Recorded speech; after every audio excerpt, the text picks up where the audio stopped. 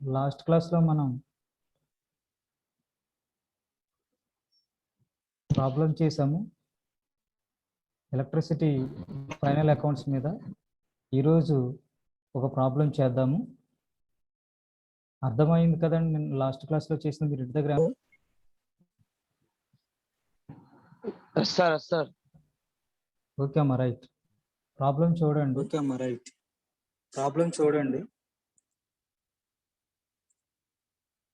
మనం ఇప్పుడు ఎలక్ట్రిసిటీ కంపెనీలో ఫైనల్ అకౌంట్స్ తయారు చేయడం అనేది జరుగుతుంది. ఆల్రెడీ లాస్ట్ క్లాస్లో ఒక లెక్క చేసాము ఫైనల్ అకౌంట్స్లో. ఇప్పుడు రెండో లెక్క చేద్దాము. 31/3/2012 నాటి ఆవర్జా నిల్వలు హైదరాబాద్ పవర్ అండ్ మరియు లైట్ కంపెనీకి సంబంధించి దిగువ ఇవ్వబడినవి. భూమి 1/4/2011 డెబిట్లో 1,20,000 రూపాయలు ఉన్నాయి. ప్రస్తుత సంవత్సరంలో భూమి కొనుగోలు 4,000 రూపాయలు. యంత్రాలు 1/4/2011 1,80,000 రూపాయలు. తర్వాత ప్రస్తుత సంవత్సరం యంత్రం కొనుగోలు 4,000. మెయిన్స్ వేయడానికి అయిన ఖర్చులతో సహా, అంటే మెయిన్లు అన్నమాట, 1,60,000 రూపాయలు. ప్రస్తుత సంవత్సరంలో మెయిన్స్ కొనుగోలు 40,800. ఈక్విటీ వాటాలు 4,39,200. డిబెంచర్లు 1,60,000 క్రెడిట్లో. వివిధ రుణదాతలు 800 క్రెడిట్లో. తరుగుదల నిధి ఖాతా 2,00,000 రూపాయలు. తరువాత కరెంటు సప్లై వలన రుణగ్రస్తులు 32,000. తరువాత ఇతర రుణగ్రస్తులు 400 రూపాయలు. నగదు 4,000. విద్యుత్ ఉత్పాదన వ్యయం 28,000. విద్యుత్ పంపిణీ వ్యయం 4,000. అద్దె రేట్లు పన్నులు 4,000. మేనేజ్మెంట్ ఖర్చులు 9,600. తరుగుదల 16,000. కరెంట్ అమ్మకం 1,04,000. మీటర్ల అద్దె 4,000. డిబెంచర్లపై వడ్డీ 8,000. మధ్యకాలిక డివిడెంట్ 16,000. తరువాత నికర రెవెన్యూ ఖాతా నిల్వ ఏప్రిల్ 1, 2011 22,800. టోటల్ అమౌంట్ వచ్చేసి 9,30,800. 9,30,800. ఈ వివరాల నుండి, పై వివరాల నుండి మూలధనం ఖాతా, సాధారణ ఆస్తులు బట్టి రెవెన్యూ ఖాతా మరియు నికర రెవెన్యూ ఖాతాను తయారు చేయండి అన్నారు. మనం ఆల్రెడీ ఈ లెక్కను చేసి ఉన్నామండి. ఈ ప్రాబ్లం మీరు చేస్తారా?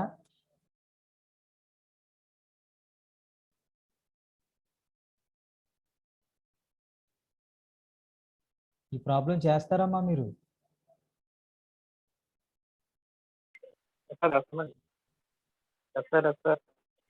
చేస్తారా?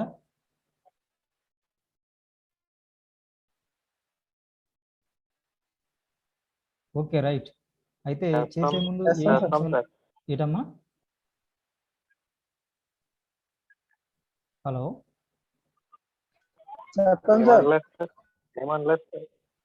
Okay, right. ఏ అంశం ఎక్కడ వస్తుంది అనేది చూద్దాం మనం ఇప్పుడు. ఇందులో మనకి భూమి అనేది ఎక్కడ వస్తుందండి? 1/4/2011 అండి. ఇక్కడ మనకి 31/3/2012 నాటి ఆవర్జ నిల్వలని ఇచ్చాడండి. ఇక్కడ మనకి ఇచ్చింది ఏంటంటే భూమి 1/4/2011 1,20,000 రూపాయలని ఉందండి ఇచ్చేది. ఇది ఎక్కడ వస్తుంది అమౌంట్?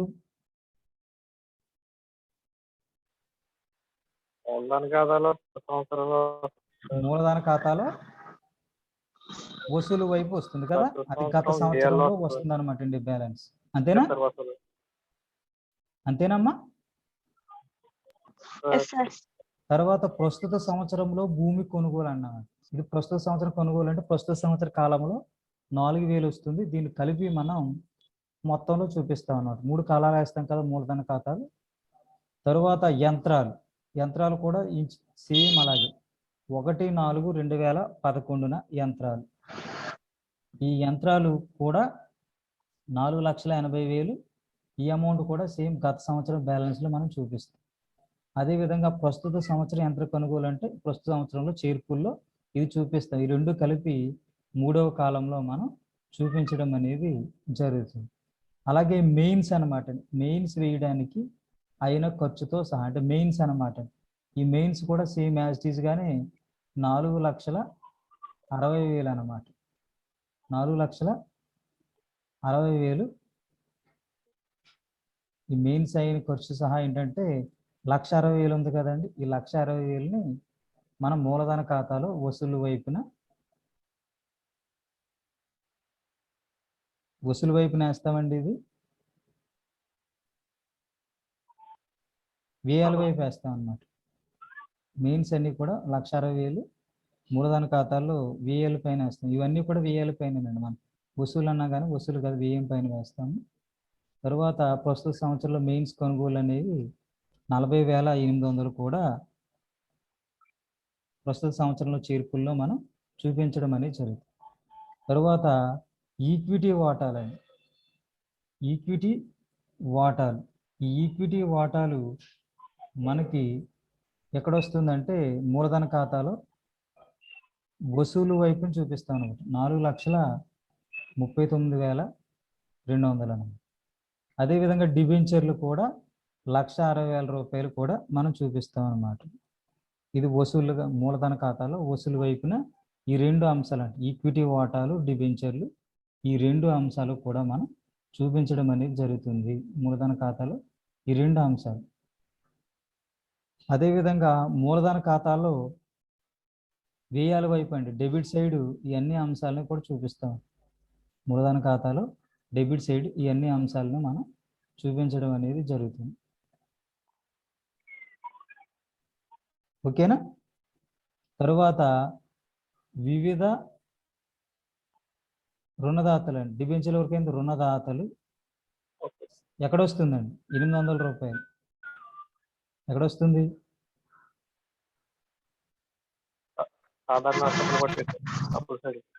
సాధారణ ఆస్తప్పుల పట్టీలో వస్తుంది అన్నమాట. ఓకే. అదేవిధంగా తరుగుదల అనేది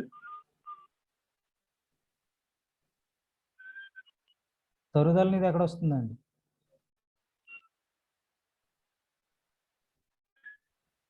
తరుగుదల నిధి అనేది ఎక్కడ వస్తుంది మనకి? ఇది కూడా సాధారణ ఆస్తప్పుల పట్టీలో అప్పుల వైపు వస్తుంది అన్నమాట. ఎంత?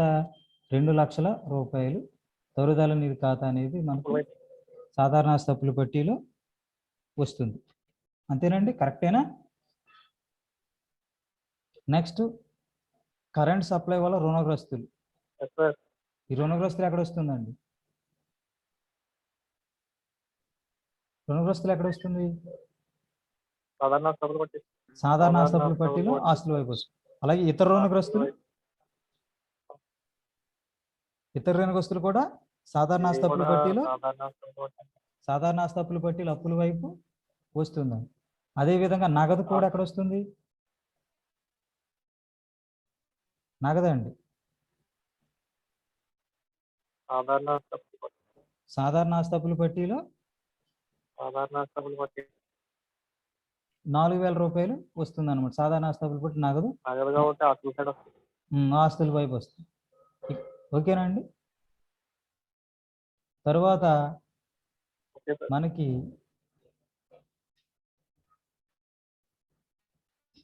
నగదు వరకు అయింది కదా. తర్వాత విద్యుత్ ఉత్పత్తి వ్యయమండి.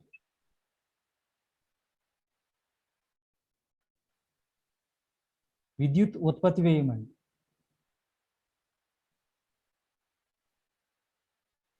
ఇది ఎక్కడ వస్తుందండి?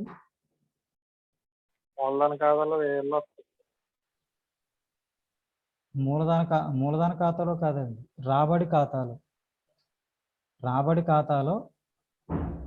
ఖర్చుల వైపు వస్తుందండి.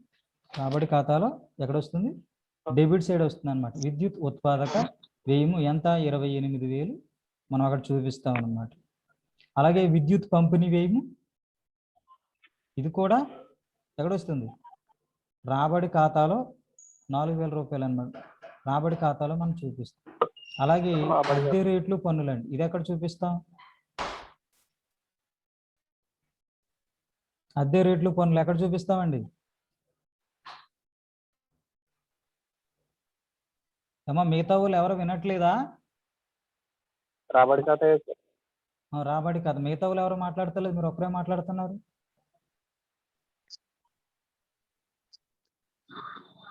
తర్వాత మేనేజ్మెంట్ ఖర్చులు అండి, నిర్వహణ ఖర్చులు అని చెప్తాం అన్నమాట. ఇది ఎక్కడ వస్తుంది? 9,600.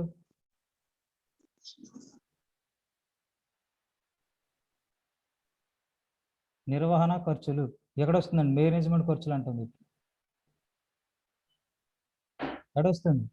రాబడి ఖాతాలో రాబడి ఖాతా రాబడి ఖాతాలు వస్తుంది. అలాగే తరుగుదల అండి, తరుగుదల కూడా ఎక్కడ వస్తుంది? రాబడి ఖాతాలో వస్తుంది అన్నమాట. అంటే మనకి ఇక్కడ గమనించినట్లయితే విద్యుత్ ఉత్పాదన వ్యయము, విద్యుత్ పంపిణీ వ్యయము, అద్దె రేట్లు పన్నులు, మేనేజ్మెంట్ ఖర్చులు, అదేవిధంగా తరుగుదల కూడా, ఈ 5 అంశాలు కూడా మనకి రాబడి ఖాతాలో డెబిట్ సైడ్ చూపిస్తామండి. తరువాత కరెంట్ అమ్మకం అండి, కరెంట్ అమ్మకము ఎంత? 1,04,000. తర్వాత మీటర్ల అద్దె 4,000. ఈ 2 అంశాలు ఎక్కడ వస్తాయండి? రాబడి ఖాతా క్రెడిట్ సైడ్, రాబడి ఖాతాలో క్రెడిట్ సైడ్ అనేది వస్తుంది. తర్వాత డిబెంచర్ల పైన వడ్డీ 8,000 ఎక్కడ వస్తుందండి?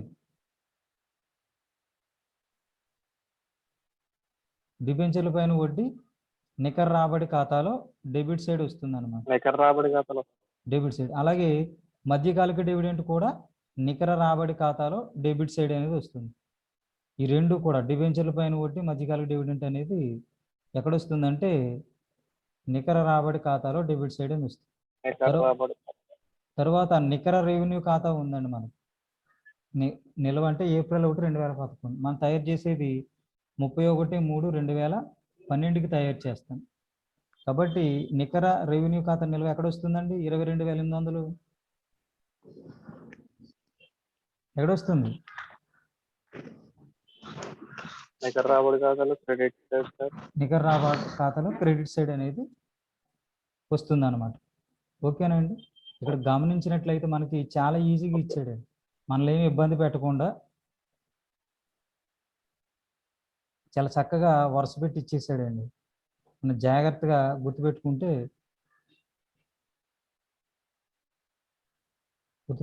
ఇక్కడ చూడండి, ఇవన్నీ కూడా మూలధన ఖాతాలో వ్యయాల కింద వస్తాయి. అలాగే మూలధన ఖాతాలో వసూలు కింద 2 అంశాలు వస్తాయి. తర్వాత సాధారణ ఆస్తపుల పట్టీలో అప్పుల వైపు 2 వస్తాయి. సాధారణ ఆస్తపుల పట్టీలో ఆస్తుల వైపు ఈ 3 అంశాలు వస్తాయి.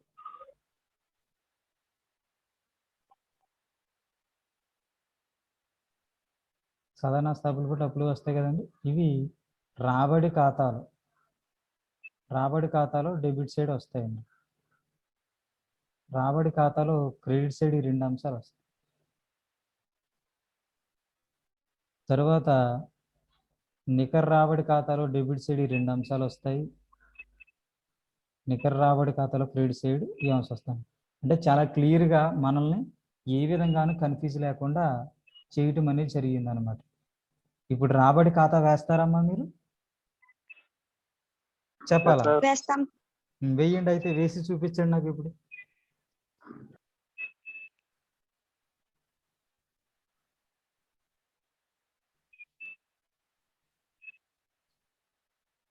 వేస్తున్నారా? ఏమైనా డౌట్స్ ఉంటే అడగండి అమ్మ. ఇంతలోకి ఎవరైనా డౌట్స్ ఏమైనా ఉన్నా సరే నన్ను అడగవచ్చు.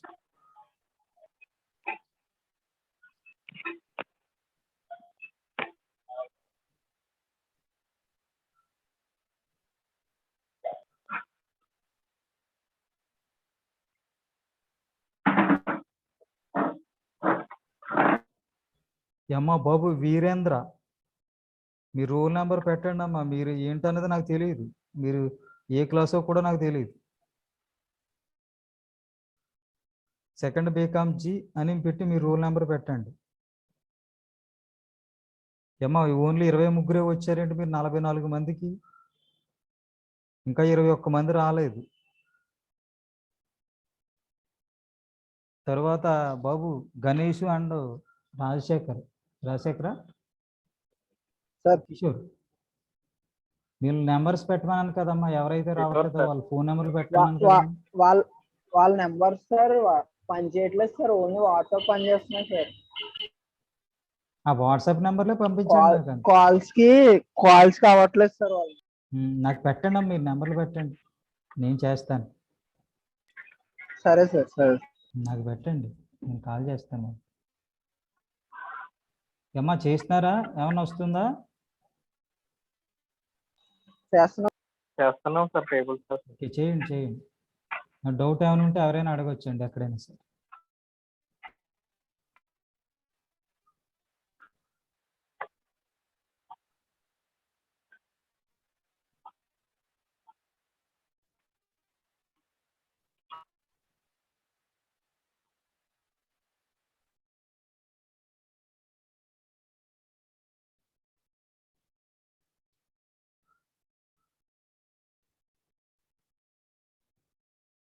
స్క్రీన్ షాట్ తీసుకున్నారా ఇది లేదా?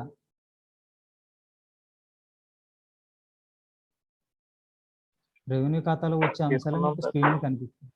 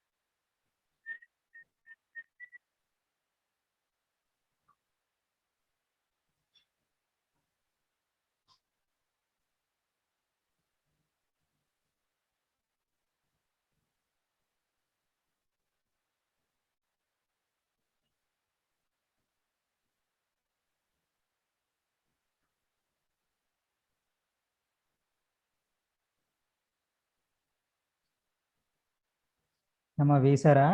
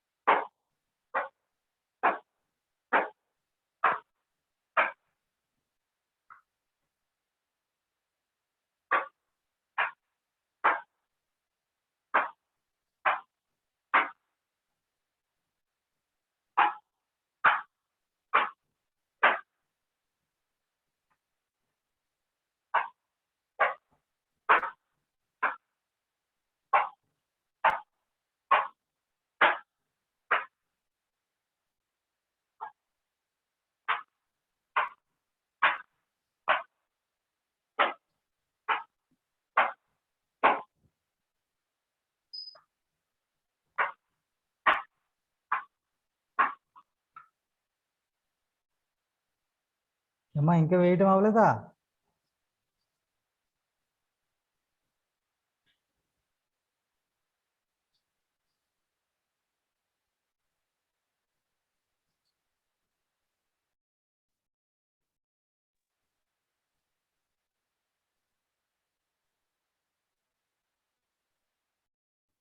ఏమో ఉన్నారా క్లాస్లో?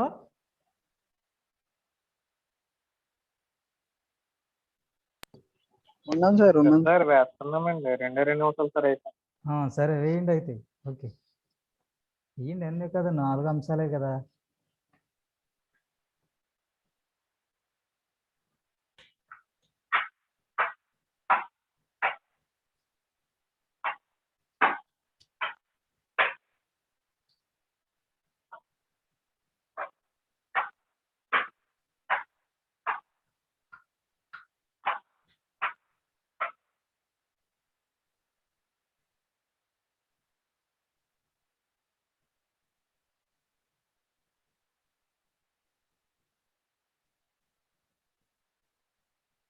ఏంటి సార్? ఎంత వచ్చిందమ్మా ఆన్సర్? ఎంత వచ్చింది? 62,400 అండి. తేల్చిన నిల్వ ఎంత వచ్చింది? 62,400 వచ్చింది సార్. 62,400. Yes sir. ఏమేమి వేశారమ్మా? డెబిట్ సైడ్ ఏమి వేశారు, క్రెడిట్ సైడ్ ఏమి వేశారు? విద్యుత్ ఉత్పాదన వ్యయం సార్, విద్యుత్ పంపిణీ వ్యయం సార్, అద్దె రేట్లు పనులన్నీ తరగాలండి. మరి నిర్వహణ ఖర్చులే లేదా, మేనేజ్మెంట్ ఖర్చులే లేదా? మేనేజ్మెంట్ ఖర్చులు ఉంది కదా, మేనేజ్మెంట్ ఖర్చులు కూడా ఉంటుంది కదమ్మా. చేస్తున్నాం. ఏమ్మా కిషోర్ ఒకరే చేస్తున్నాను, ఎవరో చేయట్లేదా లెక్క? ఎవరో మాట్లాడతలేదు.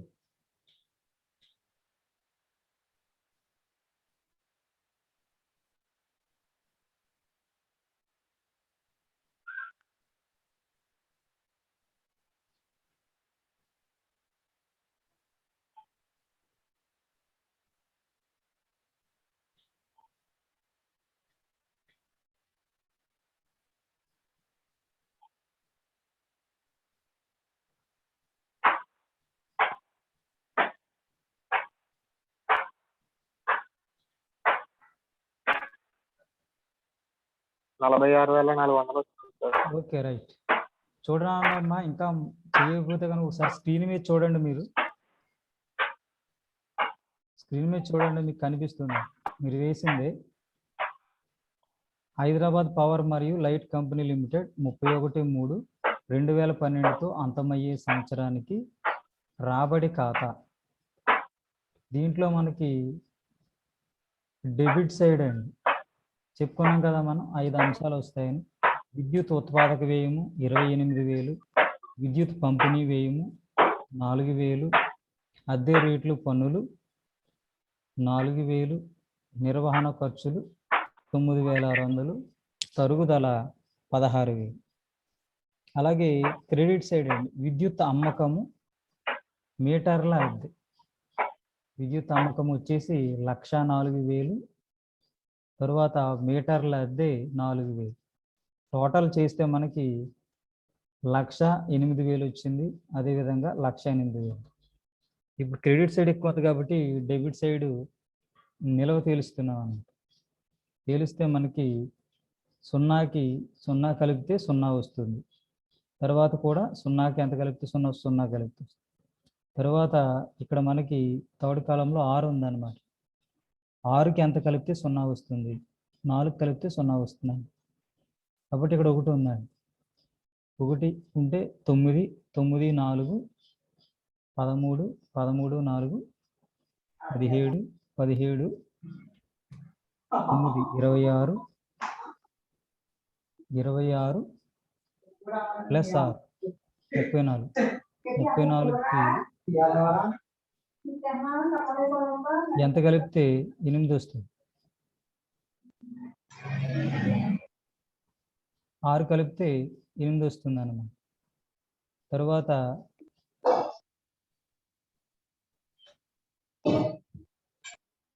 ఇక్కడ 3 ఉందండి. 3 + 2 5 ప్లస్ 1 6. 6కి ఎంత కలిపితే 0 వస్తుంది, 4 కలిపితే 0 వస్తుంది అనమాట. తర్వాత 1 ఉంటుంది కాబట్టి 1 అనమాట. కాబట్టి 46,400 46,400 అనేది మనకి తేల్చిన నిల్వ అనమాట. దీన్ని నికర రాబడి ఖాతాకు మళ్లించడం అనేది జరుగుతుంది. ఓకేనండి. తర్వాత నికర రాబడి ఖాతా వేయండి అమ్మ. నికర రాబడి ఖాతా వేయండి అందరూ కూడా. నికర రాబడి ఖాతా వేస్తున్నారా?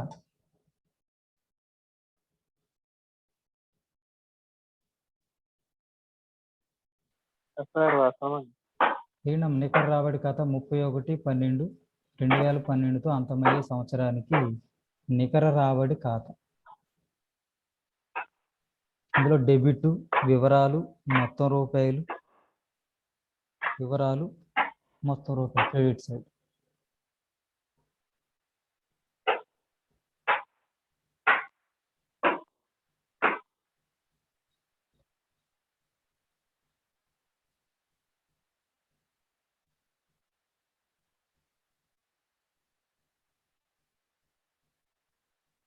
దీంట్లో మనకి బై తెచ్చిన నిల్వ అండి, క్రెడిట్ సైడ్. బై తెచ్చిన నిల్వ 22,800. బై తెచ్చిన నిల్వ 22,800. ఎందువల్ల అంటే మనకి పట్టీలో ఇవ్వటం జరిగిందండి. ఆస్తప్పుల పట్టీలో మనకి నికర రెవెన్యూ ఖాతా క్రెడిట్ నిల్వని ఇచ్చాడు 22,800. బై రాబడి ఖాతా అంటే రాబడి ఖాతాని తీసుకొచ్చాం కదండి 46,400. ఆ 46,400 కూడా మనం ఇక్కడ చూపించడం జరుగుతుంది అనమాట క్రెడిట్స్. తర్వాత డిబెంచర్ల పైన వడ్డీ మనకి లెక్కలో ఇచ్చాడండి కింద అడుగు నుంచి 3 అంశం. డిబెంచర్లపై వడ్డీ 8,000. అదేవిధంగా మధ్యకాలిక డివిడెంట్ అనమాట 16,000. ఇక్కడ టోటల్ అమౌంట్ ఇస్తే 69,200 వచ్చిందండి. 69,200. తర్వాత ఈ రెండిటిలో కూడా మనకి 0కి కలిపి 0, 0కి కలిపి 0. తర్వాత ఇక్కడ 0 ఉంది, 0కి ఎంత కలిపితే 2 వస్తుంది, 2 కలిపితే 2 వస్తుంది అన్నమాట. తర్వాత ఇక్కడ 8 + 6, 8 + 6 ఎంత? 14. 14కి ఎంత కలిపితే ఇక్కడ 9 వస్తుంది, 5 కలిపితే 9 వస్తుంది అన్నమాట. కాబట్టి ఇక్కడ 1 ఉంటుంది, 1 + 1 2 ఉందన్నమాట. 2కి ఎంత కలిపితే 6 వస్తుంది, 4 కలిపితే 6 వస్తుంది అన్నమాట. కాబట్టి 45,200 అనేది మనకి తేల్చిన నిల్వ అనమాట. నికర రాబడి ఖాతాలో తేల్చిన నిల్వ అనమాట. దీనిని మనం సాధారణ ఆస్తప్పుల పట్టీకి మళ్లించడం అనేది జరుగుతుంది. సాధారణ ఆస్తప్పుల పట్టీకి ఈ 45,200 మళ్లించడం అనేది. ఓకేనండి. ఇప్పుడు మనం మూలధన ఖాతా వేద్దాం. మూలధన ఖాతాలో చూస్తే కనుకండి హైదరాబాద్ పవర్ మరియు లైట్ కంపెనీ లిమిటెడ్ అంటే పేరు రాయాలండి. ప్రతిదీ కూడా కంపెనీ యొక్క పేరు అనేది మనం రాయాలి. 31/3/2012తో అంతమయ్యే సంవత్సరానికి మూలధనంపై వసూళ్లు ఖర్చుల ఖాతా లేదా మూలధనం ఖాతా అని రాయాలి. దీంట్లో మనకి వసూళ్ళు అన్నమాట. వసూళ్ళు ఈక్విటీ వాటాలు 4,39,200 గత సంవత్సరం వరకు చేసింది. ప్రస్తుత సంవత్సరం చేసిన అంశాలు ఏమీ లేవు కాబట్టి టోటల్ 4,39,200. తర్వాత అలాగే డిబెంచర్లు 1,60,000. ప్రస్తుతం చేర్పులు ఏమీ లేవు, 1,60,000 రూపాయలు. ఇక మిగతా అంశాలు ఏమీ రావు. బియ్యాల పైన భూమి గత సంవత్సరం వరకు ఖర్చు పెట్టింది ఏంటంటే లెక్కలో 1,20,000 ఇచ్చాడు. ప్రస్తుత సంవత్సరంలో చేసింది మనం 4,000. Total amount 1,24,000.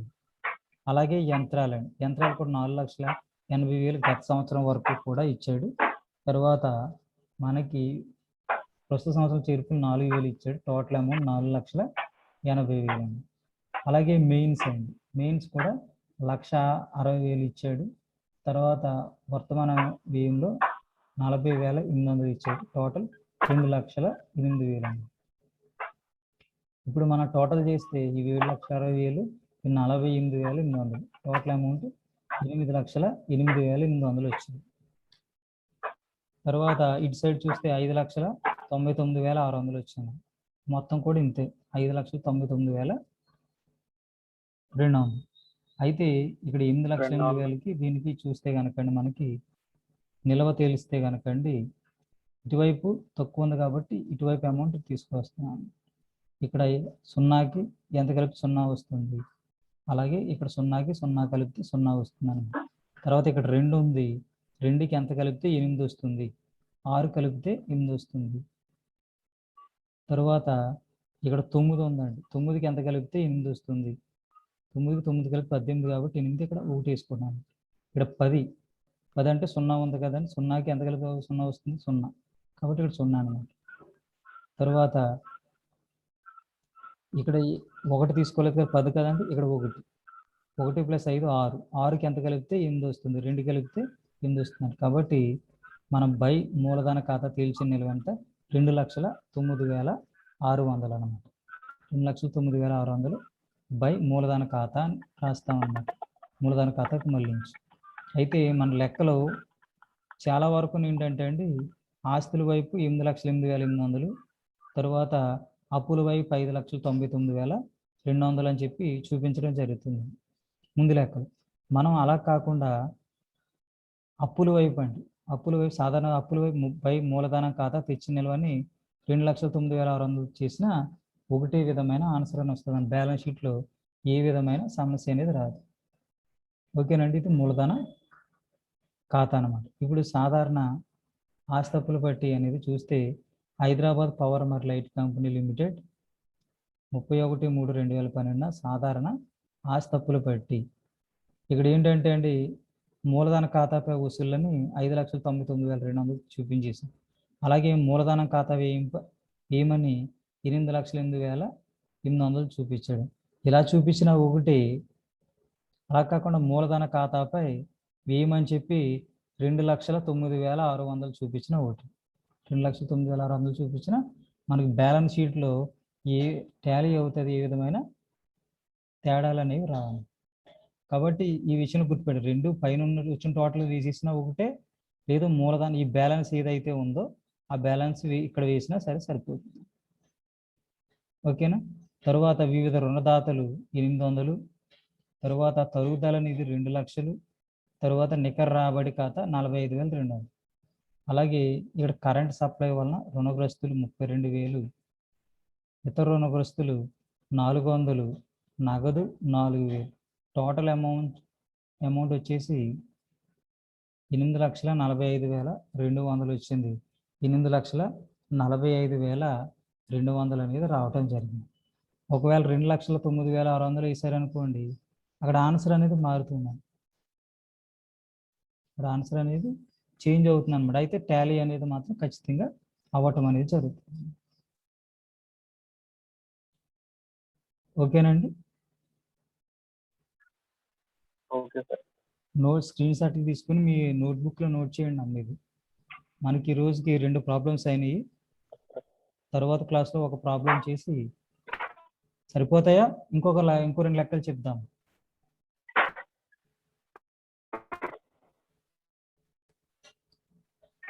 హలో,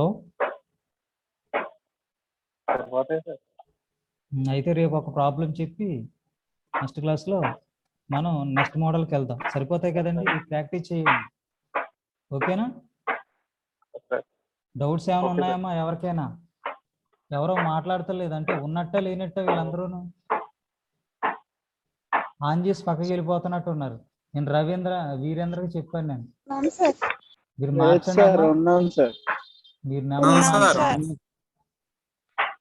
ఉన్నారంటున్నారు. ఎవరో 3-4 మాట్లాడుతున్నారు, మిగతా వాళ్ళందరూ ఆన్ చేసి వెళ్ళిపోయారు పక్కకి, అంతేనా?